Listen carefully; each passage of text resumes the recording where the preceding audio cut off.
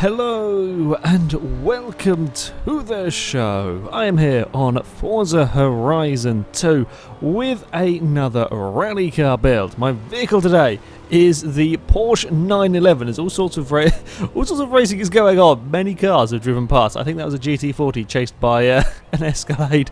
Yeah, we're gonna have a go with the 911, and there's a Raid Beetle. Yeah, an interesting mixture of cars are going around. What do we got next? Oh, an Ultima. Yeah, we'll continue. Anything more?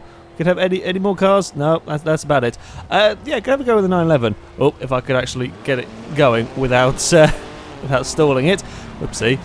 This, I think, could be quite quick. It starts off as a mid-ish B-class car, which means we've got some decent amount of PI to be playing with, even after we put on the mandatory upgrades. The cars must be four-wheel drive. Whoopsie, that's the engine swap. It's not what we want to be doing. The car has to be four-wheel drive, which will add some weight on, but it's still only £3,000 to start with, which means I think we could get this to be... This could be quite a light car by the time that I'm finished with it. It has to be four-wheel drive. We have to have the Storm Island off-road tyres. He's going to shoot the PI up by quite a lot in there. The off-road, or the rally gearbox, so we have some sensible gear ratios, hopefully, for the course we are running around. And the off-road suspension, so we should survive the bumps and the jumps. Again, I mean, this isn't the sort of the highest, the most suited vehicle that we've seen, but it's not as low as the F40, which means that we should survive the bumps and so on. It shouldn't be too bad, I don't think, in this 911. Right, what are we going to want? Brakes. Brakes we're definitely going to be wanting, so we will stick them on there. How light can we get it? £2,500 is not too bad, and that hasn't shot the P up by as much as it could have done. So we're going to go for the full-on weight reduction. I will come back to that because I want to see what tyres we can get on this car. 285s on the rear, and it's not too bad. I mean, okay, it's not as large as the F40s, no, but we've seen cars go pretty quickly. We've seen like the Subaru BRZ, the Carlton, and a few other vehicles have been setting sub 1 minute lap times with 285s on the rear. So I think we should be okay. I'd maybe not quite go for a record with this car. We'll have to wait and see. To be fair, I didn't expect the F40 to break the record. I think we are probably... Oh, what have we got in the way of... But we have actually got some interesting bumpers. I think I will be going for the Forza Aero bits on this car, though. Oh, it's always fun seeing how Forza puts wings on 911s, because 911s were never really designed with wings in mind, particularly. So we can either get rid of the whole thing, or we can have... that sort of one, or we can have... Oh, okay, so it's actually done it quite sensibly. It's just a little lip on top of what was sort of the standard spoiler kind of thing. 911s are always an awkward thing for wing position. Let's just look at the GT cars. They always have awkward wing positionings, but yeah, I will have that. We can... Hold on, that...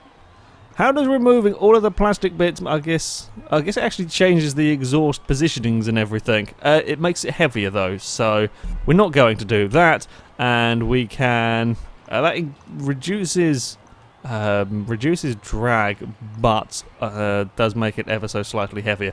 No, I'm just going to keep it with standard bits, bugger it. I should make it a fair bit heavier. Right. Other parts we are going to be wanting. We'll come back to them at the end. Handling, I think we're going to definitely want. While yes, it is a sports car, it is a little bit older sports car, so we're going to go for full-on handling parts. And I will stick in the roll cage. It is a bit heavy, but I think we're probably going to want it on the Porsche. Speaking of engine swaps, I think there is... Yeah, we're not going to fit it in anyway. I wasn't planning on swapping the engine, so it's yeah, a little bit too powerful for keeping it in S1 class. I think we will now though go for some power exhaust. Of course, the first thing that I will stick on the cars is it drops a sizable amount of weight out of the vehicle and doesn't often increase the PI by a huge amount for the sort of the performance gains that you get from it. I think this could actually be quite a powerful car, you know. Just looking at the... we were at 300 horsepower, we're just into S1 class. What are we likely to be getting? Yeah, we're now past 400 horsepower. We're still only halfway through S1 class. This could be quite quick. Power to weight ratio is looking promising on this car. Yeah, I think we could have a surprisingly, I say surprisingly fast car. It's a 911 turbo, but I think we could have quite a good vehicle. Now you will see that I'm not touching the turbos and the intercooler. While yes, they do give you big performance gains, they increase weight. And from what I have been seeing, the last few cars is that weight we want to be keeping it to an absolute minimum. So yeah, that's why I'm tending not to touch them.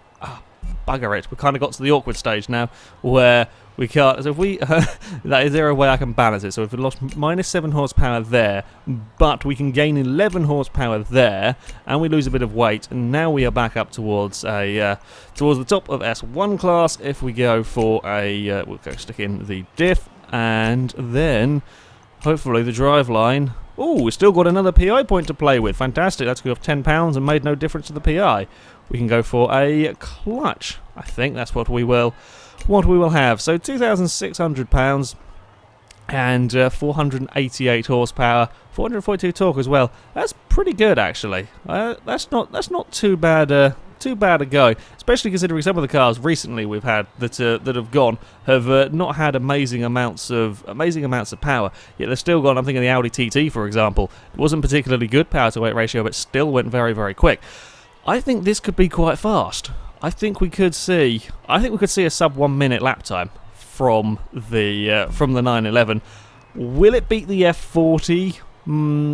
If it handles amazingly, then potentially we might see it.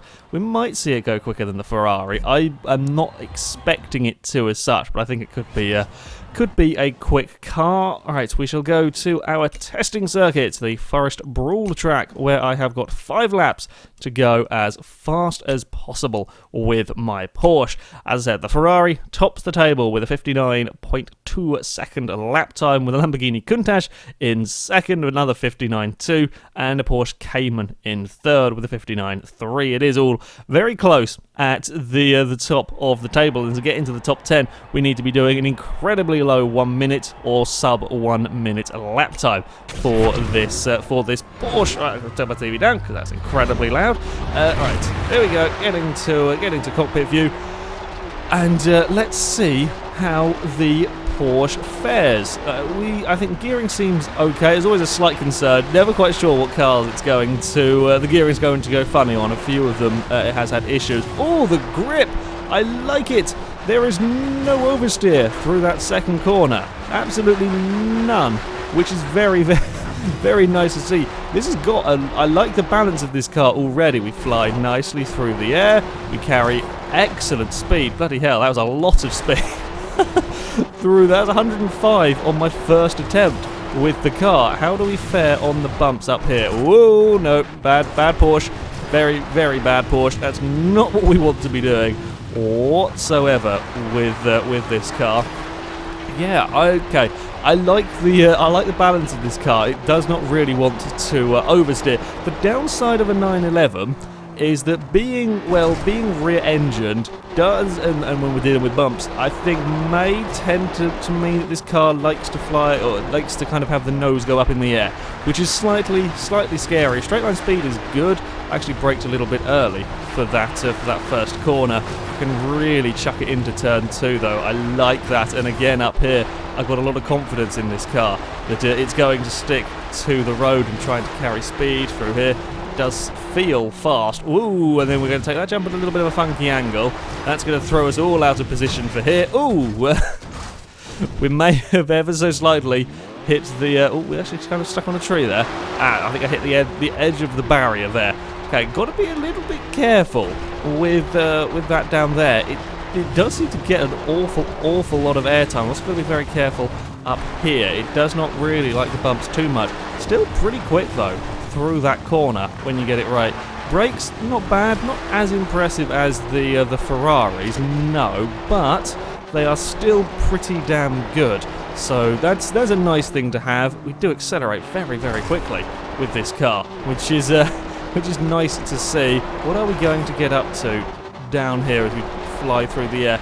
It's about, yeah, I think it's probably better to put it into 6th before we hit the first of the bumps. It's about 136 last time round, so it's as quick as the fastest cars are going down there, or around there or thereabouts. Okay, now we've got to try and be brave through here. It feels a lot faster than the F40 to drive this car. Now, whether that means it's actually going to come out as faster than the F40 when when I finish the run, that's a whole nother story. Oh, there was a big clonk on the landing there that it did not like whatsoever. Right, so it's a little, oh, that bump, oh. We are going to have to stay to the right of that bump, like I had to with the Ferrari. It cannot do it. You see, the Macan was lovely. The Macan, it did not care about the bumps down there. You could just go straight over them. But this, the second you hit it with the front of the car, it's up in the air and completely and utterly out of control. So, we are going to have to really avoid that one. I mean, the weight distribution wasn't that bad by the time I put the weight reduction on it. It was only, I remember, it was sort of like 46% of weight over the front, so it's not that terrible. But it's certainly the second you hit that bump down there. Oh, okay, we're not going well at all through there. Oh no, we're all out of shape. One thing that does seem to be with this car is if you get it out of shape for one corner, it's kind of out of shape for the entire section. It really can get quite unhappy with you as we chuck it over some more of the jump. So we're going to have to actually stay a little bit more up here. Once we've avoided the bump, then we can turn in and then we can carry. The bumps there are such a problem with this car. It really cannot deal with them whatsoever. We are going to have one more lap to hopefully go quickly. This is a very, very quick car. Do not get me wrong here. This Porsche is a fantastically fast car. However, this circuit is so rough. The Porsche has some real issues. It just cannot deal. This is perhaps one of the cars I've seen struggle the most with the bumps. Of all the vehicles I've driven around here, this really does not like them whatsoever. It's just it can't do them. Right, we're carrying a little bit too much speed on the way into there, which is not ideal, and then we're going to have a big smack on the landing, but still carry momentum. Carry the momentum around here, or we're again landing at the jumps, and the car's wanting to get unhappy. We're going to have to go really out here and then try and... No, you see, we can't come back on the track, and it's just bouncing and bouncing and bouncing. It's horrible through there. Second to last, final corner, sorry. It's a second to last corner where we have all the issues. We're going to run up towards the line, fly through the air with the Porsche. It does fly pretty damn nicely over the jumps, and we're going to cross the line with a 1 minute .718 for the 911 Turbo. It is a seriously quick car, this thing. Seriously fast. However, we have massive problems on the jumps there. It just cannot take them. The second you start hitting them bumps, it goes all over the place, throws the front of the car up in the air or bounces around on landings. It just can't quite deal with... I'm surprised by that, I have to say. I mean, the F40, I could understand because the F40 was so low to the ground. Even with rally suspension, the F40 was so low. This thing's not that bad. Certainly, compared to some of the cars that have been, this isn't that bad for ground clearance and stuff. Perhaps it's to do with the weight distribution in the vehicle and so on. Either way, it just cannot take bumps. It is a phenomenally fast car, this one, and I have no doubt it could go quickly if the course was a lot smoother. It could well be one of the fastest cars here if the course was a lot smoother, because it does feel very, very quick to drive, but it's that second to last corner where we have massive issues. It's not that good on the landing of the first jump either, but especially the second to last corner, you have to just go so slow. I tried everything within them laps. I tried all different lines through there, and it still does not really like them. A 1 minute 7 is still not a terrible lap time though. It puts it around the Evo 8, the MX-5, the Tesla Model S, in that kind of area. It is what's the exact time? It goes fractionally ahead of the MX-5, goes into 17th place. Not too bad a lap time from the Porsche, certainly, but yeah, the bumps are so problematic with this vehicle. Anyway, that is it for this video, guys. Thank you very much for watching, and until next time, goodbye.